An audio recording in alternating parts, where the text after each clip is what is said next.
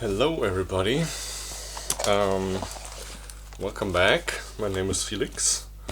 This is another reading update. It's July already, and there's been quite a bit going on. We have had a very big heat wave, as I'm sure you have heard, all over Europe, really, and even in a cold city like Hamburg, we had like 36 degrees. And it's been tough. And I kind of had like not just a reading slump, but really like an everything slump. But before I had that, I actually read quite a bit. I have kind of started my master's thesis, which is also, it's very cool and interesting, but it's also quite stressful. I'm still like in the research and reading phase, and I've obviously read a lot for that. And some of the books I read, well, some of them I actually did read cover to cover. This is very, very niche, so I don't think I'll talk about them too much, but I'll just mention them. And apart from that, I did actually read 6 books. And they're kind of out of order. But I don't think that matters really. I think this is the one that I read first, Open Sea by Benjamin Myers. I got this for my birthday. And I will say that I really liked this book. At first, like the first couple pages did kind of remind me of like one of these light-hearted, happy-go-lucky writers. Not really, but like Matt Haig or someone who like writes about tragic stuff and like in like that kind of way. Or Fredrik Backman, 2 writers which I do not really like. But then it really did change. I will say the writing style was not like 100% my cup of tea, but I really did like a lot of things about it. For example, that there's almost no character descriptions. I think the protagonist barely is described at all as like in like his physical appearance, and the woman, which most of the story is about, only is described as tall as I can remember. So that left a lot of room to imagine, which I think worked nicely. So this story is basically about a young teenager from like northern England, from like one of the mining towns that they have up there, and he kind of just goes around to travel and to hike, and he's kind of trying to find himself. He doesn't really want to stay there and become a miner, and that's what kind of everybody expects from him. And then eventually he meets this woman that encounter kind of changes his whole life. And the story is pretty basic, I will say, but what really elevates the story, in my opinion, is the framing of the narrative. It's actually quite a masterful job at doing that. So first of all, the story is set in like post-war England, in like the late 40s, if I remember correctly.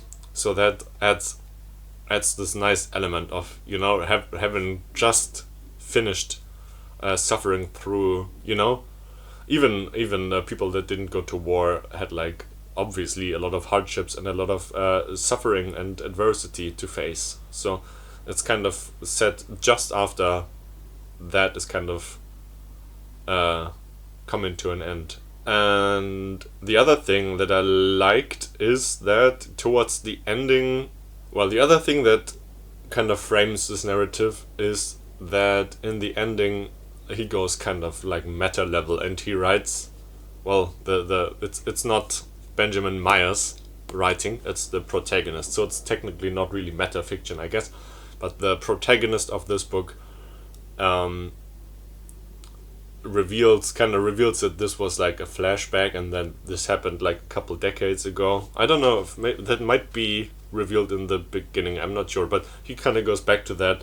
And he talks about a book that he actually published together with this woman called The Offing, or Offene See in German.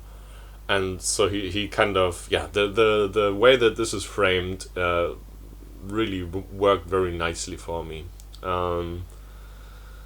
I will say, I do not want to complain about being given books. This was given to me by my best friend for my birthday, but it did feature some poems, and I do think I probably would have appreciated them more if I had read this in the original language. I don't know if I really did like it, but I don't know if I like it enough to obtain it in English and read it again. I do that with some of my favorite books, which there's one coming up actually. But yeah, we'll see about that. It really did also work nice as a translation. Oh, and I should say, I don't really read a lot of translated books, so I always forget to mention the translators. But this was translated by Ulrike Wasel and Klaus Timmermann. Okay, next up, this really is metafiction, which is why it interested me. It's called I Love Dick by Chris Kraus, which I for a long time mistakenly thought was a gay romance, but Chris is actually a woman. And this one I did not really like very much. Some people worship this book apparently as like one of the great works, and even on the blurb here it says this is the most important book about men and women written in the last century, which is this was first written in the 90s, so this person from The Guardian is saying that in 100 years of literature, this is like offensive. This actually really pisses me the fuck off, because I can probably, I'm not gonna do it now, but I can name at least probably 10 books off the top of my head who, I think even Murakami's books talk about men and women better than this one. And obviously we have, like, you can look on the shelf behind me, we have like a ton of love stories, or, well, it doesn't say love story, it's just talking about men and women, and we have Buddenbrooks by Thomas Mann, for example, way better, definitely talking about men and women, and, well, I think I shouldn't get too hung up off this, but this is something that really pissed me off, because I do think this book is very interesting in its concept, but yeah, let's get into it. So this author, Chris Kraus, and her husband, who are, by the way, all real people, you can Google them, they write about them in actuality. They do meet a guy called Dick at some party, and they stay over, they like become friends, and they stay over at his house, and then Chris kind of becomes like obsessed with him and kind of has like sexual fantasies about him, and then they start like this weird art project where they don't send them, they write a bunch of letters to him, addressed to him, about like really quite intimate fantasies and all that kind of stuff, and they never send them, and then eventually they tell this person that they did this, and he's just kind of, I think when they visited him, they left, he like went to run some errands and they left, and he was kind of thrown off and confused by that, and then every time they contact him, he's just like kind of weirded out and is like obviously uncomfortable, and initially I thought that he would be kind of a dick, and did something like bad or like something sexually questionable or anything like that, but he's really quite the innocent guy. Like, he doesn't, at least in this story, he doesn't do anything that's even remotely problematic. He just kind of wants to be left alone, and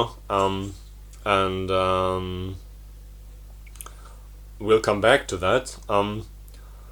The author kind of, in like the letters, this is an epistological novel for the most part. I think she later switches into a third person narrative, but the other part is letters addressed to this Richard person, written by her or her husband, and eventually they go into like, it's more like essays actually that they're writing. They don't really have anything to do with this person. So they read about all kinds of, like, a Mexican artist, no, I think she's Costa Rican, and about like Jewish identity and stuff. And this Kraus uses a lot of very vulgar language and a lot of slurs also, and I she probably gets away with it because she herself is Jewish, and she kind of directs it's like the K slur, if you know what you mean. It's not a very common one, but you probably know. And she directed it herself, but I don't know, I just didn't like reading it. I just felt like uncomfortable the whole time.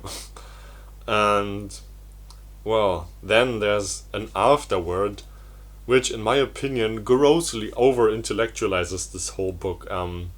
They call it theoretical fiction, which is fair, as like a new genre, you know. Let me see if I can see who wrote the afterword. Because she goes into like essay stuff. She writes, yeah, Joan Hawkins. She writes like kind of basically essays, and it's in this novelized form. So I guess that is actually kind of something interesting. But I don't know, to make this about feminism and about female identity and man and woman, I think is kind of too much in my male perspective, at least. Because, like, ethically, this guy really was against publishing this book, and he didn't really like it. I don't think he took legal measures. She never mentions his last name. However, in the afterword, the Joan Hawkins mentions his last name, and one quick Google search will tell you exactly who this person called Dick is. And he did not condone this, and he didn't want this, and I think it's kind of a dick move. Excuse the pun, but it is definitely a big dick move. Well, no, not a big dick move, like a major dick move to publish a book about someone, about a real person against their will. I think that sucks. And I guess you could go on and talk about this for ages, which kind of, I guess, if you can argue about a piece of art, I will call this, for ages, that probably usually means it's a good piece of art and it's interesting, but I think I morally just kind of disagree with this. But it's fine. I read it. I think I'll keep it for a while at least. But I really didn't enjoy that very much. I read Die Ästhetik der Inszenierung, The Aesthetics of Staging by Josef Früchtel and Jörg Zimmermann. I initially started reading this for a paper I had to write. You can kind of see which part I was writing the paper with. And then it just kind of sounded very interesting. You know, how you create,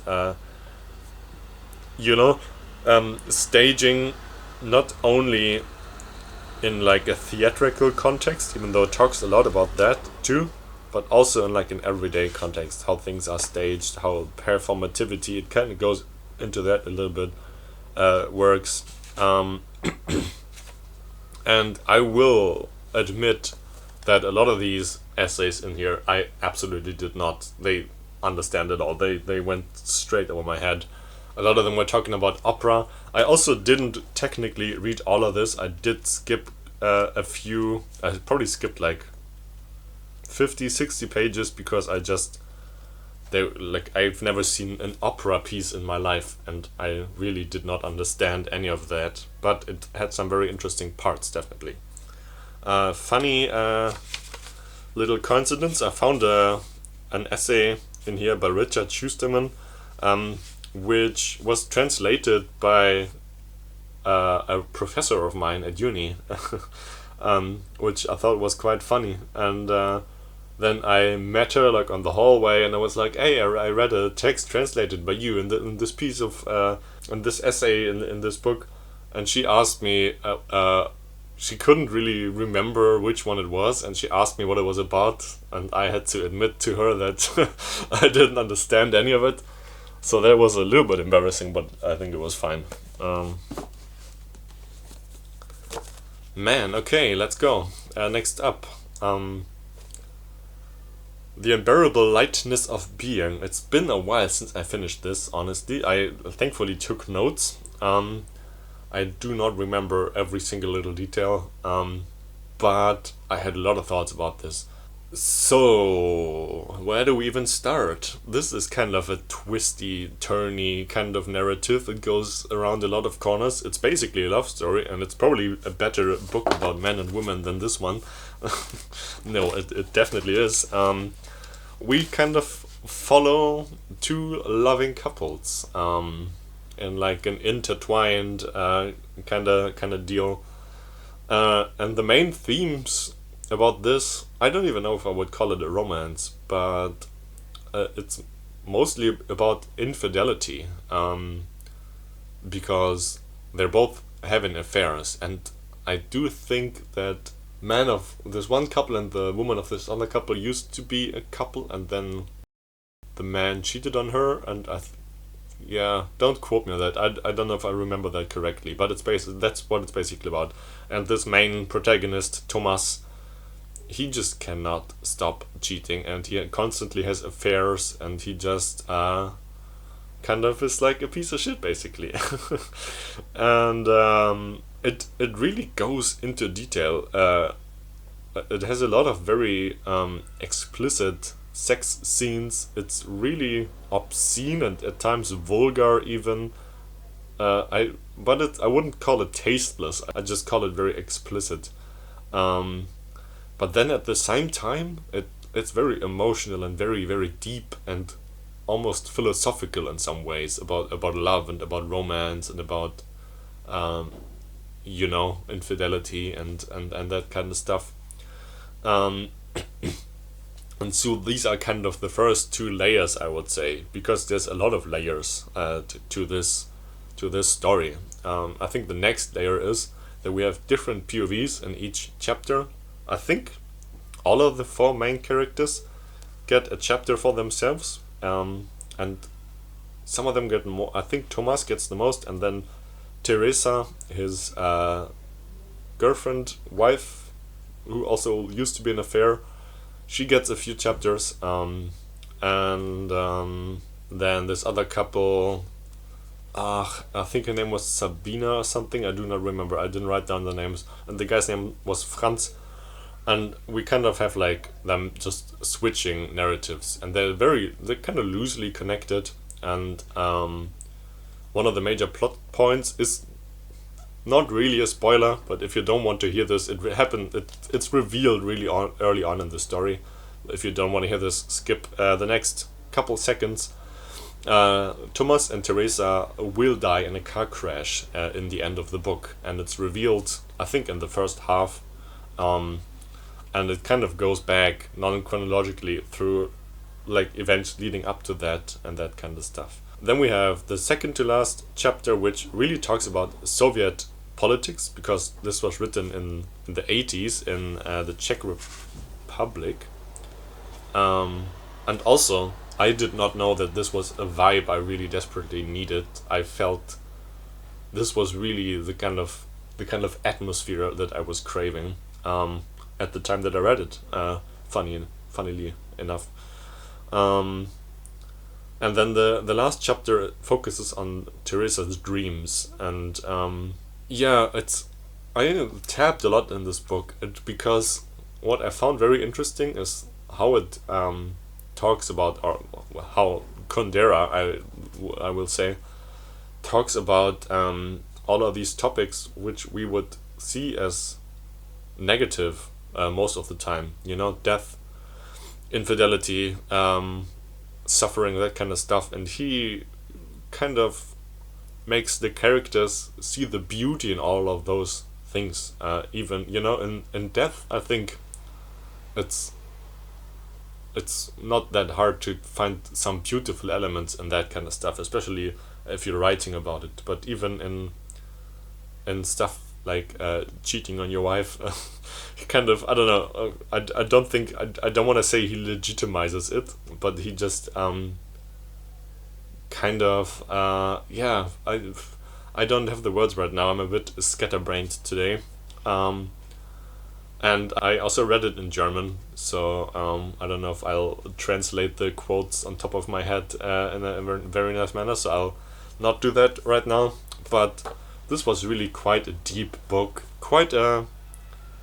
I do think you need to be in the right headspace. It's definitely something that makes you think a little bit, and that also you need kind of attention to you need to pay attention to follow. But I definitely do recommend this. Also, I love this cover. I think this is one of my favorite book covers that I've seen for a very long time. And yeah. And then next up, we have Heldenplatz by Thomas Bernhard, which at the time of being published apparently caused a huge drama, because it's kind of in German we have this word polemic. I looked it up. It said in English it would be slating or just polemic. He just keeps talking shit, and he absolutely demolishes the Austrian government of that time, which was in the 80s. And apparently the Prime Minister of Austria called it a great insult to the Austrian people, and then Bernhard replied, "Yeah, this play is disgusting, but what's equally as disgusting is the fuss you're making about it." So that's quite a badass answer, I think. I think this guy was really cool. I really want to read more of his stuff. And yeah, it's kind of one of these plays. I didn't even say it was a play, but it's one of these plays, like a lot of Brecht's stuff, that kind of functions as a parable. It's about these characters.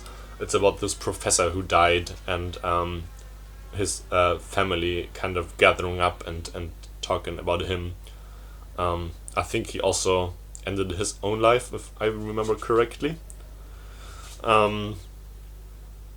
And then they kind of just meet up with his stuff and with his will, and they just kind of talk to each other. And that's kind of not really what it's about. It's really more about I don't have a lot of knowledge what Austria was like in the 80s, because I've never been there, and I also was not alive back then. But basically, he says this country is full of conservative Catholics and Nazis, and it fucking sucks to be here. And a lot of people, a great majority of people, did not like hearing that and reading that. Yeah, that's kind of it. I think I'm not doing a very good job at describing it. I'm sorry, I'm just very, very, very tired, and I'm kind of sick, and I have allergies and that kind of stuff, but who cares? So I would say, writing-wise, the structure, it's not written in verse, but the layout of this, it's kind of like an epic poem, or like poetry, I guess. The way with the line breaks and that kind of stuff is arranged. It's not really. Usually, a lot of plays would just be written in normal. How do you say it in English? Typing. You know what I mean, I think. So the other writing is bound to the left side, like in an epic poem. And he uses a lot of repetitions, like characters kind of repeat each other. And yeah, I read this in a day, I think. Did I? I think I might have. And it's 160 pages, but it's a play. Most plays, maybe if you don't count Goethe or something, most plays are designed to be consumed in one sitting, with a break in between maybe.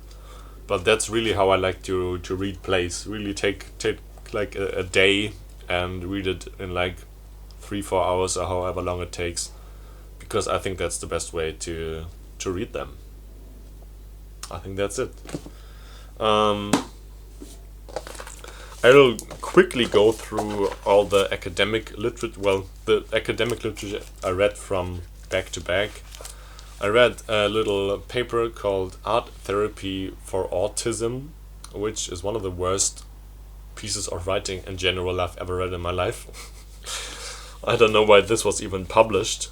This also got like a 1.0, which is like the best grade. It's like an A. From like some Catholic university in like 2008 or whatever. I don't know. A lot of this stuff, you know, it's like almost 20 years old. A lot of this stuff is very obsolete today. I don't know if all of this was as obsolete back then. A lot of that stuff probably wasn't. But yeah, it really does not talk about art therapy at all. And that's the title of the essay.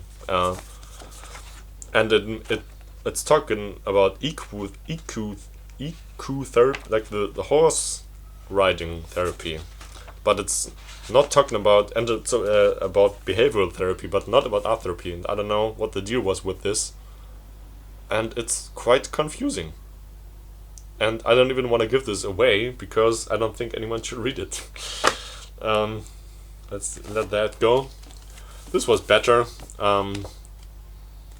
This language and communication development for people with autism spectrum disorder.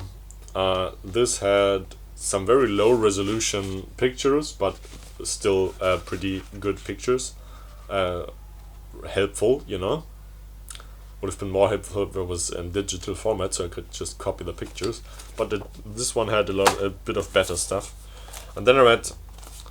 This one is just called Autism by Kamp, Becker, and Bölte. I don't know their first names. And then Autism in Adults, which was written by the same person, and also Annika Langmann and Sanna Stroth. And this was, you know, I read a lot about autism. I have autism myself, and I've been reading about it for many years, but I've never read something that was designed for like psychologists or psychotherapists. This is not really written explicitly for art therapists, but more for like psychologists and psychotherapists. But this had a lot of very interesting knowledge about the criteria for required for diagnosis and all that kind of stuff that you don't really read about if you read a memoir and that kind of stuff, you know. My camera turned off there for a reason. Last but not least, I read 100 Years of Solitude again. This was my third time reading this. My first time reading this in English. In the you know, I mentioned this a couple of times. In this translation by Gregory Rabassa, that Marquez himself remarked he liked better than his original version. I'm not sure if I liked it more in English or if I liked it more in German. I think I basically like them both equally. The German version was translated by Kurt Meyer-Clason, which I think translated most of Marquez's works. So yeah, do I need to tell you what this is about? This is about the Buendia family, 6 generations. And it just kind of follows the development of a town, and it's like a big family saga with a lot of magical realism. One thing this English edition did way better than the German one is that this had a family tree, which was very helpful. And I understand that if you don't have this, it can be really quite confusing, because all of the characters, almost all of them are named after a family member. So all of the male children are named either Aureliano or Jose Arcadio, and all the, well, not all of the females, but most of the females are called Amaranta or Remedios, with a few exceptions. And Ursula is the kind of the great-great-grandmother. And I think it's been quite a few years since I read this for the last time, which was the second time. So I think my perception of it quite changed a little bit. I really, what I found interesting is that almost all of the stuff that I remembered plot-wise happened like in like the first half or almost the first third, and most of the stuff that happened later on I had almost no recollection about. And I think what really stuck out for me this time reading this was the passing of time. Passing of time is something that in my opinion, Thomas Mann in The Magic Mountain, for example, writes very well about, and this is most definitely on the same level. I mean, this is one of my top 1 or top 2 favorite books, which is why I read it 3 times. But yeah, it really, what I found quite interesting, what I haven't noticed before, is that some characters, like Ursula, they live for what seems to be like over 100 years. Like, she's already a mother when we get to introduce to her, and she lives over 6 generations more after that. So yeah, and then we have other characters who kind of just have like one story arc and then they kind of disappear forever. And yeah, this intertwinedness, not only as a family but also like chronologically, that really is something that I focused on this time reading. And what can I say? I didn't take any notes because I didn't want to. This is a great book. I think you should read it. I've heard about a few people who don't get along with this book, but in my opinion this is one of the greatest pieces of literature of recent times, if you can call a 60-year-old book recent enough, I think. And I think that's it. I will show you what I'm reading now. I'm only reading this at the moment. In Cold Blood by Truman Capote, which in my reading slump, I think the first 120 pages took me like almost a week to read. So far I'm not like super crazy about it, but I do definitely have some thoughts, and if you want to hear those, then you should watch next month's video. I also want to reread a book, Klingsor's Last Summer by Hermann Hesse. When I first read this book, I think 2-3 years ago, I can never remember when I read something, but I read it very quickly and I thought that this would be something perfect for like a really hot summer day. So I think I want to read this a little bit more slowly now. It's a very thin book, but maybe over like 2 days or 3 days. It's less than 100 pages. And so yeah, that's kind of, we still have you can see here, the big Josef von Eichendorff. I still did not really make any progress on that. I do still want to finish it. We'll see if I succeed. Yeah, let me know, as always, what you thought about these books. We had quite a few, quite a lot this month. I hope that my sleep deprivation was not too distracting. I'll edit it so you don't notice. Thank you for watching. See you in a while for my bookshelf tour.